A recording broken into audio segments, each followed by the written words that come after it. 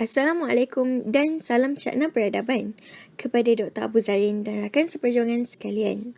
Pada hari ini, kami dari kumpulan 12 ingin membentangkan tugasan berkumpulan subjek HNH 3182, penghayatan etika dan peradaban, iaitu tugasan poster infografik dan tugasan esei ilmiah.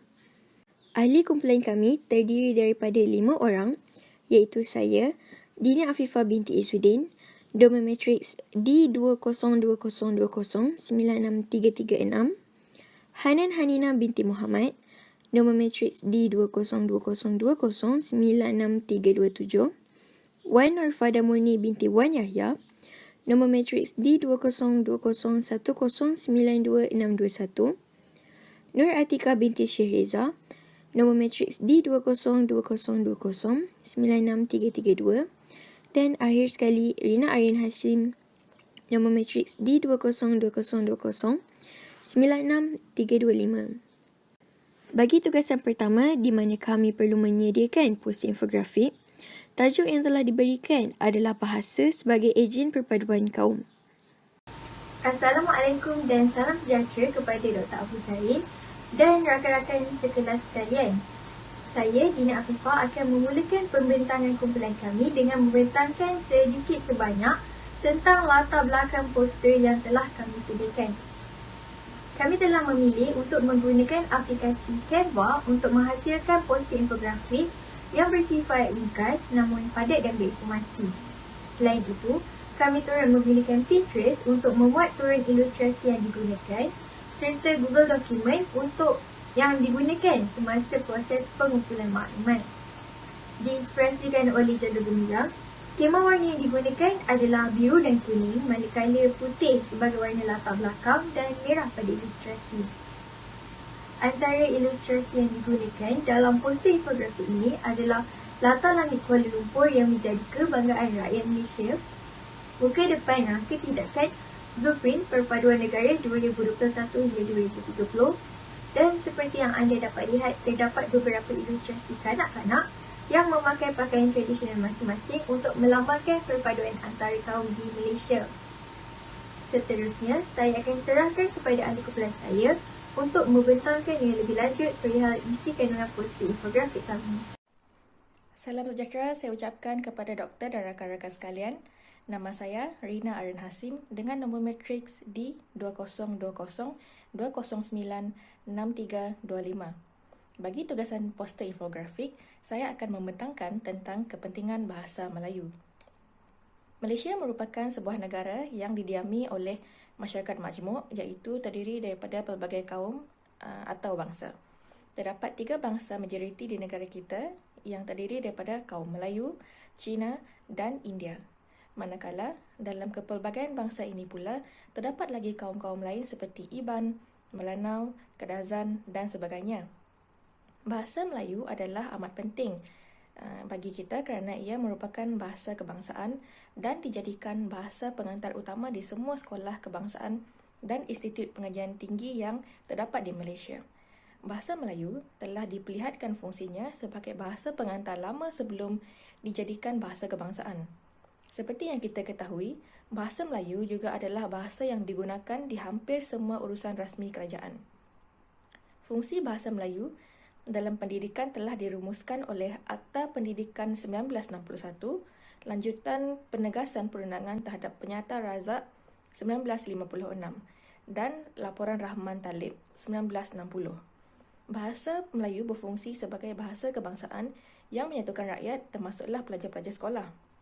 Selain itu, ia dapat menegakkan persatuan antara kaum-kaum yang mendiami negara ini. Ia juga menggalakkan pertubuhan satu corak kebudayaan yang meliputi semua aliran kebudayaan yang terdapat di dalamnya serta mewujudkan satu budaya, satu bangsa, iaitu pembentukan budaya kebangsaan selaras dengan keinginan dan hasrat membentuk satu bangsa Malaysia yang mempunyai identiti kepribadian yang dapat dibanggakan. Antara kepentingan bahasa Melayu juga adalah ia dapat memantapkan modul silang budaya. Selain itu, bahasa Melayu juga penting dalam memantapkan keberkesanan komunikasi. Hal ini demikian kerana semua individu berkomunikasi dengan menggunakan satu bahasa yang sama iaitu bahasa Melayu. Oleh itu, perselisihan faham dapat dielakkan kerana semua individu memahami bahasa tersebut dengan baik. Kesimpulannya, pemilihan bahasa Melayu sebagai bahasa kebangsaan amatlah tepat kerana bahasa Melayu merupakan bahasa yang paling kerap digunakan oleh rakyat Malaysia. Itu sahaja daripada saya. Sekian, terima kasih. Okey, baiklah, saya akan sambung dengan poin yang seterusnya iaitu kepentingan perpaduan kaum. Sebagaimana yang kita tahu, negara Malaysia terdiri daripada pelbagai jenis kaum iaitu antaranya kaum Melayu, kaum Cina, kaum India dan kaum Iban dan banyak lagi.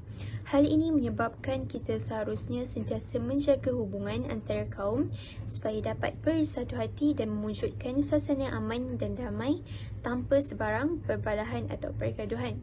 Pertama sekali, perpaduan kaum antara masyarakat Malaysia amatlah penting kerana ia dapat membangunkan ekonomi negara. Hal ini demikian kerana segala kegiatan ekonomi, contohnya seperti kegiatan jual beli, bisnes dan banyak lagi di Malaysia dapat dijalankan dengan lebih lancar sekiranya masalah perkauman dapat dielakkan. Selain itu, perpaduan kaum juga penting bagi mengelakkan daripada berulangnya tragedi 13 Mei 1969. Seperti mana yang kita tahu, tragedi pada tarikh tersebut merupakan suatu peristiwa yang tidak dapat dilupakan oleh masyarakat Malaysia pada ketika itu. Hal ini demikian kerana pada tarikh tersebut merupakan berlakunya suatu peristiwa berdarah rusuhan kaum yang paling dahsyat yang pernah dicatatkan dalam rekod sejarah negara Malaysia. Kita sebagai rakyat Malaysia sudah semestinya tidak mahu perkara itu berulang lagi kan. Jadi disebabkan itu, sebagai rakyat Malaysia kita seharusnya sentiasa prihatin dan mengamalkan sikap yang terpuji supaya segala perkara negatif dapat dielakkan. Seterusnya, dengan adanya perpaduan kaum secara tidak langsung, kita dapat menghormati masyarakat yang berlainan kaum dan budaya. Maka dengan itu, sifat saling menghormati akan lebih mudah untuk diterapkan dalam diri rakyat Malaysia. Okey, poin yang seterusnya ialah perpaduan kaum amatlah penting bagi mencapai keamanan dalam usaha mencapai aspirasi negara. Dengan adanya keamanan dalam negara, kita dapat hidup dengan lebih selesa tanpa perlu resah tentang pergaduhan yang tidak bermoral yang berlaku dalam negara ini. Maka dengan itu, marilah kita sama-sama bekerjasama untuk menjaga perhubungan antara satu sama lain supaya dapat membangunkan negara Malaysia iaitu negara yang aman di mata dunia. Okey, seterusnya saya akan serahkan kepada pembentang yang seterusnya bagi menyambung topik ini. Assalamualaikum dan salam sejahtera. Nama saya Nur Atika binti Syirza dan nombor matrik saya ialah D2020096332. Hari ini kami akan membincangkan mengenai bagaimanakah bahasa Melayu mengukuhkan perpaduan kaum.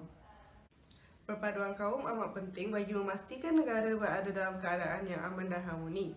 Kerana terdapat pelbagai bangsa dan agama, akan adanya pelbagai variasi bahasa. Bahasa merupakan medium yang penting bagi menggalakkan perpaduan kaum. Cara yang pertama untuk mengimplementasikan bahasa Melayu adalah menggunakannya sebagai bahasa rasmi. Bahasa Melayu dapat digunakan dalam pelbagai bidang. Contoh pertama adalah pengajaran dan pembelajaran di sekolah. Bahasa Melayu digunakan sebagai bahasa ilmu kerana di sekolah pendidikan adalah secara formal. Sekolah merupakan tempat di mana murid pelbagai bangsa dan kaum bertemu untuk menimba ilmu. Di sekolah, mereka digalakkan untuk mempraktikkan penggunaan bahasa Melayu sebagai bahasa komunikasi antara satu sama lain dan juga bersama guru mereka. Yang kedua, merapatkan jurang antara kaum dalam membentuk perpaduan nasional melalui penggunaan bahasa Melayu. Yang ketiga, memperkasakan penggunaan bahasa Melayu dalam urusan rasmi. Bahasa Melayu digunakan dalam mesyuarat rasmi kerajaan apabila membincangkan isu mengenai negara. Perkara ini disokongkan lagi oleh Perkara 152 dalam Perlembagaan Persekutuan yang menjelaskan bahawa bahasa Melayu yang juga dikenali sebagai bahasa Malaysia adalah bahasa rasmi yang tidak boleh dipertikai fungsi dan peranannya sebagai bahasa kebangsaan. Bahasa Melayu sebagai bahasa rasmi dimantapkan lagi dengan Akta Bahasa Kebangsaan 1967. Okey, baiklah. Kita beralih pula kepada peranan. Jadi untuk makluman semua, poster infografik yang kami hasilkan ini bukan sahaja kami memberi penekanan terhadap kepentingan bahasa Melayu, tapi kami juga ingin menjadikan poster ini sebagai satu medium, satu alat untuk sama-sama kita seluruh pihak di luar sana agar dapat memainkan peranan khususnya dalam memartabatkan bahasa Melayu dan sekaligus memupuk semangat perpaduan. Jadi menurut pandangan kami, antara pihak yang wajib memainkan peranan di sini ialah guru. Okey, so seperti mana kita tahu, guru yang profesional khususnya harus memiliki beberapa sifat. Antaranya ialah berhemah. So berhemah dalam arti kata lain ataupun dalam bahasa mudahnya, kita boleh terjemahkan sebagai berhati-hati ataupun bijaksana. Saya ambil satu contoh. Contohnya konteks menyusun atur kedudukan murid di dalam kelas. Okey, guru perlu bijak menyusun atur dan memastikan kedudukan murid di dalam kelas ni adalah rencang. Yang ini bercampur antara murid daripada pelbagai bangsa, pelbagai kaum dan pelbagai budaya. Jadi keadaan ini akan memungkinkan berlakunya interaksi, berlakunya kolaborasi yang lebih efektif. Selain daripada itu, guru juga perlu memainkan peranan dalam menyediakan bahan bantu mengajar ataupun mungkin boleh mewujudkan sudut bacaan ataupun pameran yang memberi penekanan khusus terhadap perpaduan. Okey, seterusnya saya juga percaya bahawa pihak seperti kementerian, jabatan ataupun badan bukan kerajaan seperti Dewan Bahasa dan Pustaka perlu memainkan peranan dalam usaha ini. Okey, di Dewan Bahasa itu sendiri, khususnya di Jabatan Penterjemahan, mereka menterjemah bahan-bahan bacaan ataupun buku-buku daripada bahasa asing, sebagai contoh daripada bahasa Jerman, bahasa Turki maupun bahasa Jepun, diterjemahkan ke dalam bahasa Melayu. Keadaan ini akan menguntungkan kita sebagai rakyat Malaysia kerana kita akan memiliki satu bahan bacaan yang saya kira sebagai selaras. Okey, dan bila keadaan ini berlaku, kita sebagai rakyat Malaysia kita dapat berinteraksi, kita dapat berkongsi, dapat mengutarakan pendapat mengenai bahan bacaan kita dengan lebih mudah. Kerana medium bahasa yang digunakan di sini ialah bahasa Melayu dan bahasa Melayu dituturkan oleh semua pihak. Okey, akhir sekali ialah pelajar. Untuk konteks ini kita tidak perlu lihat jauh, saya fikir. Kita lihat sebagai diri kita. Okey, kita sebagai mahasiswa, sebagai mahasiswi, kita memainkan peranan khususnya dalam memupuk perpaduan. Okey. Sebagai pelajar, okay, kita harus berfikiran terbuka. Kita harus lebih menerima perbezaan yang ada di antara satu sama lain. Okay. Sebagai contoh, kita ambil dalam konteks bekerja dalam berkumpulan. Okay. Kita boleh pastikan dalam satu kumpulan terdiri daripada pelbagai bangsa, pelbagai budaya dan juga pelbagai agama. So, bila keadaan ini berlaku, kita akan jadi lebih terbuka dan perspektif kita juga akan lebih berbeza berbanding dengan hanya kita dalam konteks satu kaum ataupun satu budaya yang sama. Okay. Dan apabila berlaku keadaan begini, kita secara tidak langsung akan meletakkan diri kita berada di tahap pemikiran kelas yang pertama, di mana kita tidak hanya mementingkan diri sendiri, tapi kita juga memberi perhatian dan meletakkan kepentingan kita kepada rakan-rakan kita yang lain.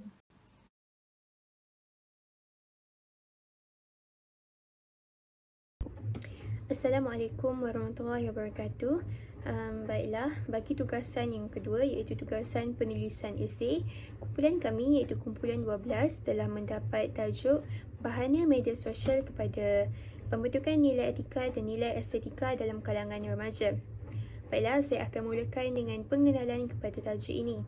Secara dasarnya, media sosial merupakan suatu rangkaian media yang digunakan oleh golongan tertentu tanpa mengira umur maupun tempat. Media sosial digunakan oleh golongan tersebut bagi memudahkan urusan seharian mereka untuk berkongsi, menyertai atau melakukan pelbagai aktiviti dengan hanya menggunakan jari. Media sosial ini didatangkan dengan pelbagai format termasuklah wiki, blog, rangkaian sosial, forum dan dunia maya di mana ia membolehkan individu tertentu untuk memuat naik dan berkongsi karangan, gambar, video, audio dan grafik sesama rakan daripada pelbagai negara. Media ini membantu mereka untuk memberi maklum balas secara terbuka dalam masa lebih cepat dan tidak terhad berbanding dengan media tradisional. Seperti yang kita tahu, masyarakat zaman sekarang telah didedahkan dengan penggunaan gadget sejak dari kecil lagi yang membawa mereka untuk mengenal erti media sosial itu sendiri.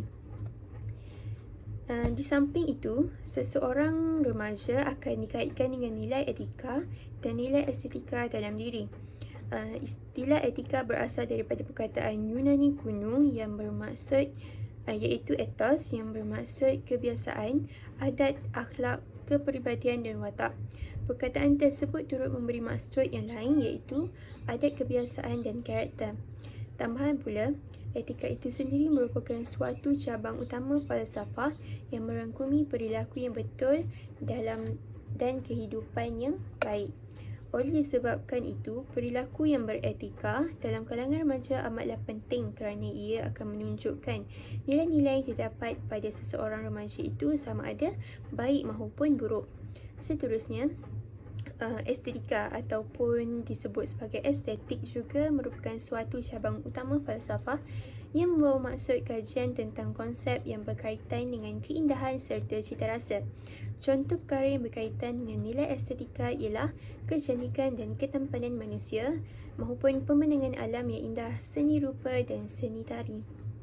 Seterusnya, saya akan serahkan kepada presenter seterusnya untuk menyambung pemandangan kami. Ujar pertama yang kami kemukakan adalah masalah kemahiran komunikasi interpersonal. Sebelum menerangkan dengan lebih lanjut tentang kaitan antara komunikasi interpersonal dengan media sosial, kita perlu memahami definisi komunikasi interpersonal terlebih dahulu. Jadi, apa itu komunikasi interpersonal? Komunikasi interpersonal bermaksud keupayaan untuk berinteraksi dengan orang lain secara berkesan. Isyarat seperti kontak mata, pergerakan tubuh badan dan tangan adalah sebahagian daripada aspek komunikasi interpersonal yang membantu untuk memastikan mesej yang dikongsikan diterima dengan tepat. Maka, penggunaan media sosial secara berlebihan akan menjejaskan perkembangan kemahiran komunikasi interpersonal remaja disebabkan mereka lebih kurang bersemuka dengan individu lain dan lebih selesa berinteraksi di alam maya. Ini seterusnya akan menjejaskan hubungan remaja dengan orang di sekeliling mereka seperti ibu bapa dan rakan-rakan.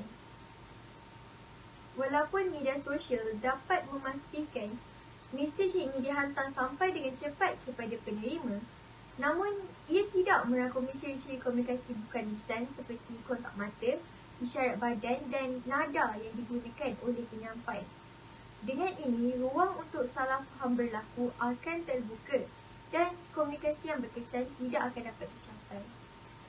Kemahiran komunikasi interpersonal adalah sangat penting dalam pembentukan nilai etika dan estetika remaja kerana ianya adalah jambatan antara mereka dan dunia luar. Beralih kepada hujahan seterusnya, ketagihan pornografi merupakan suatu wabak yang semakin merebak dalam kalangan masyarakat, terutamanya golongan remaja, seiring dengan kemajuan media sosial. Cooper Smith mengatakan, pelbagai kandungan seksual boleh didapati di internet dengan jumlah yang semakin meningkat. Dengan adanya platform media sosial yang pelbagai pada masa kini, semakin mudahlah proses penyebaran kandungan-kandungan seksual tersebut. Penyalahgunaan media sosial seperti Twitter, Tumblr dan OnlyFans yang menjurus kepada ketagihan pornografi adalah merupakan sesuatu yang perlu dibendung oleh masyarakat di Malaysia. Menurut statistik kajian yang dijalankan di Malaysia mendapati seawal usia 13 hingga 18 tahun, remaja di Malaysia telah mula terlibat dengan ketagihan pornografi sehingga menyebabkan mereka berkelakuan tidak sopan atau melampaui batas-batas pergaulan sosial tanpa nikah seperti berpegangan tangan antara lelaki dan perempuan, bercium, meraba, mendedahkan tubuh di khalayak dan terjebak dengan hubungan seks.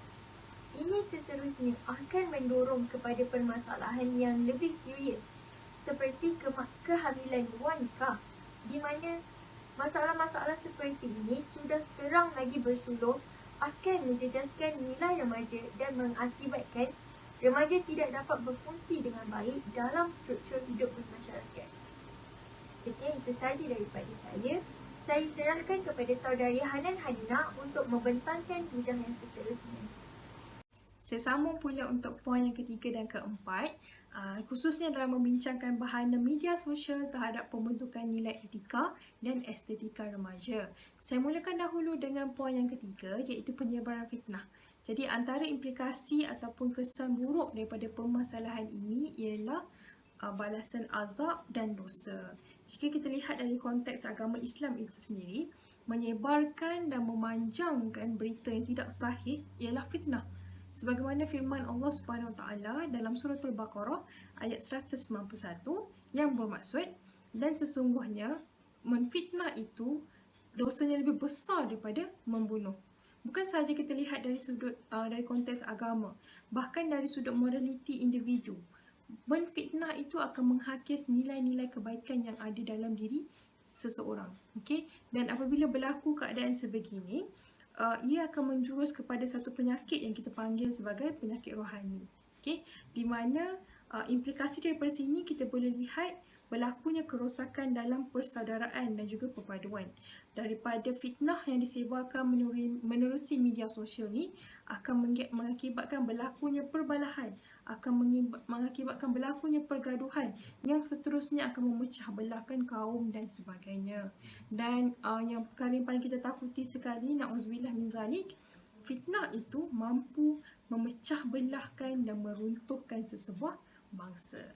Okey, beralih pula kepada poin yang keempat, iaitu apabila media sosial ni digunakan secara tidak terkawal, akan menjurus kepada permasalahan sosial, khususnya terhadap remaja lah.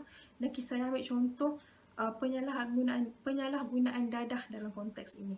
Okey, jika kita lihat pada masa kini, isu penyalahgunaan dadah ini dilihat seolah menjadi satu norma, satu kebiasaan khususnya bagi anak-anak muda. Pelajar-pelajar sekolah yang begitu muda, saya kira sudah mula menjinakkan diri terhadap penyalahgunaan dadah ataupun bahan-bahan terlarang lain, kerana wujudnya segelintir individu yang saya kira tidak bermoral dan tidak bertanggungjawab menjadi pengedar dan menggunakan media sosial sebagai platform bagi menarik pelanggan-pelanggan muda. Mereka menggunakan platform sebagai Facebook bagi memancing anak-anak muda dan juga menggunakan aplikasi seperti WhatsApp untuk mendapatkan pelanggan. Dan sekiranya permasalahan ini tidak ditangani dengan baik, statistik semasa yang menunjukkan penagih dadah dalam kalangan remaja yang kini berada pada kadar 1.3%, tidak mustahil saya kira akan melonjak tinggi di masa akan datang. Seterusnya, antara kebejatan lain dalam permasalahan sosial dalam kalangan remaja ini ialah buli cyber. Saya petik kata-kata Profesor Madya Tan Sri Dr. Cik Lani Cik Kop yang merupakan antara kumpulan jurulatih modul Ulul Albab UPSI dalam ucapan beliau ketika membincangkan topik Mindai Hebat Ijtihadik baru-baru ini. Beliau menyebut dunia media sosial ialah dunia di mana individu berbicara tanpa suara dan bersuara tanpa wajah. Jadi kita lihat dalam konteks ini, pembuli cyber ni mereka sangat berani, mereka sangat lantang, sangat bangga mengecam, mengganggu dan memalukan. Bahkan bagi setengah kes atau bagi setengah kes yang berlaku, mereka mengukut mangsa, okey, dengan menggunakan perkataan-perkataan yang saya kira sangat negatif, sangat tidak wajar digunakan. Okey, dan kenapa hal ini berlaku? Okay, satu saja jawapan bagi permasalahan ini ialah pembuli cyber ini mereka sangat berani di alam maya, tapi hakikatnya di alam realiti mereka sebenarnya adalah pengecut. Sekian saja, itu daripada saya. Kita teruskan dengan sahabat saya yang berikutnya. Bagi penulisan esei ilmiah pula, saya akan membentangkan tentang masalah perjudian dan pencemaran bahasa Melayu. Media sosial dapat menatakan masalah perjudian dalam kalangan remaja. Penularan kegiatan judi atas talian semakin membimbangkan, terutamanya dalam kalangan generasi muda. Punca utama golongan remaja terjebak dalam masalah perjudian adalah pengaruh media sosial. Iklan-iklan yang berkaitan tentang perjudian sering dipaparkan di atas talian bukan sahaja di media sosial, malah di hampir semua laman web yang lazim dilayari oleh golongan remaja. Seiring perkembangan teknologi, aplikasi perjudian atas talian juga kian banyak diwujudkan dan diiklankan di pelantar media sosial. Bukan itu sahaja, terdapat juga sesetengah pihak yang sengaja mempamerkan ganjaran yang mereka peroleh melalui aktiviti perjudian di media sosial masing-masing. Dan tujuannya adalah untuk menarik lebih ramai pelanggan. Maka, para remaja yang sering menghabiskan waktu terluang untuk melayari media sosial akan mudah terpengaruh untuk mencuba melibatkan diri dan berjinak-jinak di dalam kegiatan ini. Tambahan lagi, aktiviti perjudian secara atas talian amat mudah dijalankan di mana jua kita berada kerana ia hanya memerlukan peranti mudah alih dan sambungan internet. Perjudian atas talian juga tidak menetapkan had umur dan boleh diakses oleh semua peringkat usia. Oleh itu, perangai negatif sebeginilah yang mendorong remaja untuk menjadi ketagih dengan media sosial. Maka jelaslah bahawa ketagihan remaja masa kini terhadap media sosial yang melampau dilihat menjadi faktor yang mendorong kepada keruntuhan nilai etika dan estetika mereka. Selain itu, media sosial turut menjadi satu faktor pencemaran bahasa Melayu. Hal ini demikian kerana bahasa yang sering digunakan di sosial media merupakan bahasa rojak atau bahasa yang direka sendiri seiring peredaran trend yang direka sendiri sebagai individu yang dikenali sebagai social media influencer yang berpengaruh dan mempunyai pengikut yang ramai di media sosial. Menerusi laporan berita Awani, sekitar 8 ke 9% calon SPM gagal dalam subjek bahasa Melayu sejak beberapa tahun lalu. Walaupun bahasa Melayu merupakan bahasa kebangsaan yang mendominasi sistem persekolahan di negara ini. Pada tahun 2016 sahaja, 35,197 calon SPM gagal kertas bahasa Melayu dan pada tahun 2015 pula, 40,102 calon gagal kertas yang sama. Melalui laporan berita ini, jelaslah bahawa terdapat ramai remaja yang tidak mampu menguasai bahasa Melayu dengan baik. Kesimpulannya, pencemaran bahasa Melayu yang wujud akibat kesan daripada ketagihan golongan remaja terhadap media sosial amatlah membimbangkan. Hal ini bukan sahaja berkait rapat dengan nilai etika dan estetika remaja, malah ia juga mengancam status bahasa Melayu sebagai bahasa kebangsaan negara kita. Itu sahaja daripada saya. Sekian, terima kasih. Peranan pelbagai pihak dalam mengurangkan penggunaan sosial media dalam kalangan remaja. Penggunaan sosial media dalam kalangan remaja meningkat semenjaknya adanya penularan COVID-19. Hal ini demikian kerana mereka banyak meluangkan masa mereka di rumah dengan menggunakan sosial media. Mereka terdedah dengan pelbagai jenis laman sesawang yang tidak sepatutnya mereka layari. Selain daripada itu, mereka juga menggunakan bahasa Melayu dengan kurang tepat. Sekiranya masalah ini berterusan kerana tiada sebarang tindakan yang diambil, ini akan membawa padah kepada masa hadapan para remaja tersebut. Terdapat 3 pihak yang perlu memainkan peranan mereka bagi mengelakkan penggunaan sosial media secara berlebihan adalah ibu bapa, kerajaan dan juga masyarakat. Ibu bapa memainkan peranan yang besar kerana mereka merupakan hub yang menghubungkan para remaja kepada sosial media. Mereka mempunyai akses langsung terhadap penggunaan sosial media anak mereka. Demi mengatasi masalah ini, ibu bapa hendaklah prihatin dengan penggunaan sosial media anak mereka. Mereka dikehendaki untuk meletakkan had masa bagi mengurangkan pendedahan anak-anak mereka kepada sosial media ataupun laman sesawang yang tidak sepatutnya mereka layari. Dengan adanya had masa, para remaja tidak dapat membuka laman sesawang yang tidak sepatutnya mereka layari. Ibu bapa juga perlu memastikan bahawa anak remaja mereka menggunakan bahasa Melayu dengan tepat. Penggunaan bahasa Melayu adalah sangat penting kerana ia merupakan bahasa kebangsaan yang perlu dihormati dan digunakan dalam kehidupan harian mereka. Seterusnya, peranan kerajaan. Kerajaan memainkan peranan penting bagi menguatkuasakan undang-undang mengenai laman sesawang yang tidak sepatutnya dilayari oleh masyarakat ataupun secara khasnya para remaja. Kerajaan perlu mengharamkan laman sesawang yang tidak berfaedah. Antara undang-undang yang boleh dikuatkuasakan oleh kerajaan adalah Seksyen 263 dalam kurungan 2 Akta Komunikasi dan Multimedia 1998 yang terletak di bawah Suruhanjaya Komunikasi dan Multimedia Malaysia. Kerajaan juga perlu meningkatkan kesedaran tentang bahaya media sosial kepada para remaja melalui pendidikan sivik, pendidikan moral dan juga pendidikan Islam. Pengajaran melalui subjek di sekolah dapat meningkatkan kesedaran para remaja yang dalam proses pematangan. Akhir sekali, masyarakat yang bersikap positif dan menunjukkan teladan yang baik akan dapat membantu untuk mengurangkan masalah sosial yang berpunca daripada penggunaan media sosial secara berlebihan. Hal ini disebabkan oleh para remaja yang sentiasa belajar melalui menonton perwatakan orang dan juga melalui kenalan mereka. Oleh itu, sekiranya mereka dikelilingi oleh masyarakat yang tidak menggunakan media sosial secara berlebihan dan melayari laman sesawang yang tidak sepatutnya, mereka turut tidak akan menggunakan media sosial secara berlebihan dan juga mengelakkan daripada menggunakan laman sesawang yang tidak sepatutnya. Kesimpulannya, semua pihak bertanggungjawab memainkan peranan untuk membentuk para remaja yang sempurna dari segi intelek, emosi, rohani dan juga jasmani. Sekian daripada saya. Terima kasih.